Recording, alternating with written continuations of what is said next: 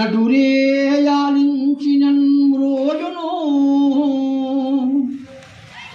ఎంతే నాగేంద్రశయాను పుణ్యకథలు దివ్య ప్రబంధానుసంధానధ్వానము నాస్తి శాక బహుత నాస్త్యుష్ణత నాస్త్యపూపో నాస్త్యోదన సౌష్ఠవంచ కృపయా భోక్తవ్యమన్ పల్కులన్.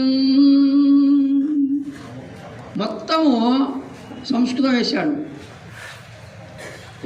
నాస్తి శాక బహుత, అయ్యా నేను పెట్టేటువంటి పదార్థాల్లో ఎక్కువ కూరగాయలు లేవయ్యా.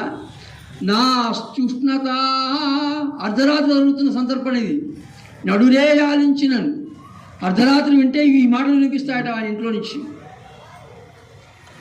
నాస్త్యపూపో నాస్త్యోదన సౌష్ఠవంచ, మంచి భోజనం, రుచికరమైన భోజనం, గొప్ప భోజనం మీకు పెట్టలేకపోతున్నానయ్యా.